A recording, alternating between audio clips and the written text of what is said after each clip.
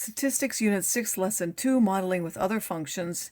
In this lesson, we want to choose the appropriate type of model based on differences in the scatter plot, find the least squares regression model if we know the type, and then use the correlation coefficient r-squared value and the residuals to assess the fit of the model that we've chosen.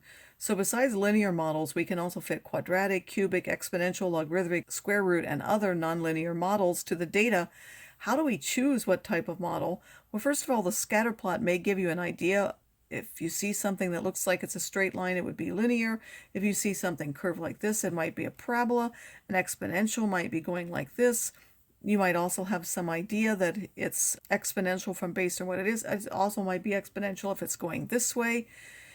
If it's going like this, it might be logarithmic, because we know that's how log functions go. If we have equally spaced x values, we can use differences in ratios to determine which function is more appropriate.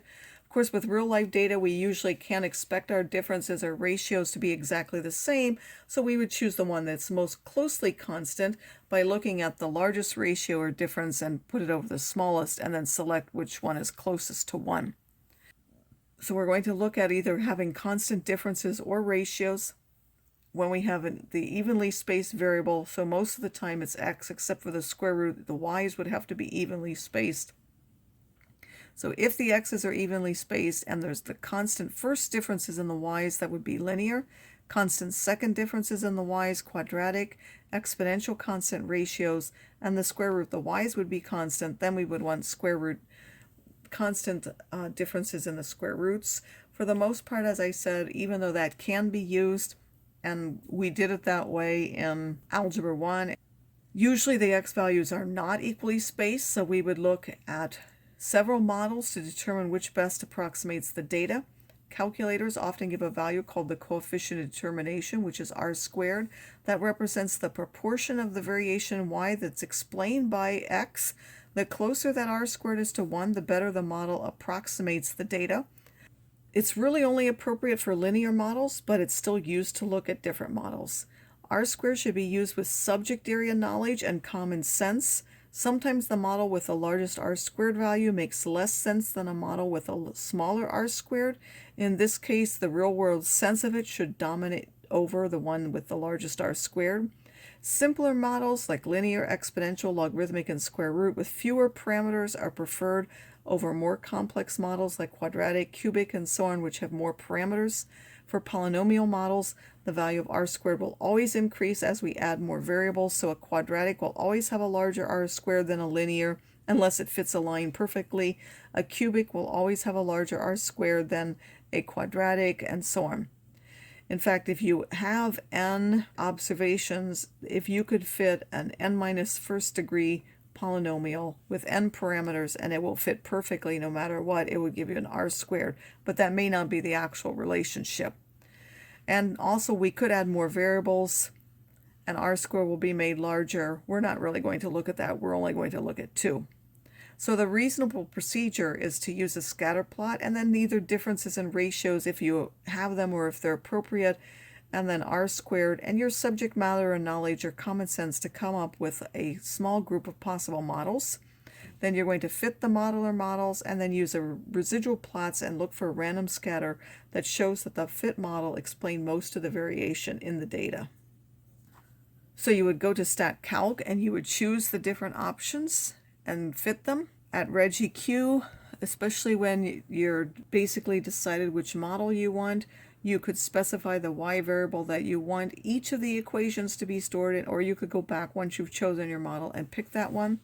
If you have enough data, you can leave some data out initially, then once you fit the model, predict for those omitted points and see how well you did. So if it was a good model, the ones that you left out should be well predicted by the model, and you could look at how well they match. If there are outliers, you might also want to fit the models with and without those points to see their effect on the model. So a student wanted to predict their exam score from the hours of study, and they got this. First, we fit a scatter plot. From it, we see that a linear model might be appropriate, but we also see that there's some curvature to the data. It's difficult to tell from the plot alone what might be best. So then we're going to fit different models. We're fitting all of the available models, even though we're mostly looking at the simpler ones, which are linear, quadratic, and exponential. So I've done linear, quadratic, cubic, quartic, logarithmic, exponential, and power regression. You will, if you look at linear regression and then you go to, so this is the r squared for linear, and then you go to quadratic and then cubic and then quartic, you'll see that those polynomial models, the r squared is increasing, like I said. The other r squareds, this is for the logarithmic, this is for the exponential, and that's for the power function.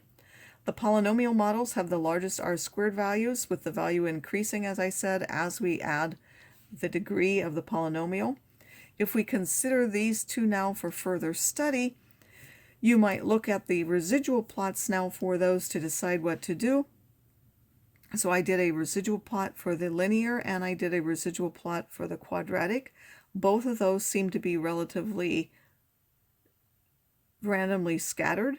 And then I also put the linear and quadratic models on there, and you'll see that both of them seem to go through well.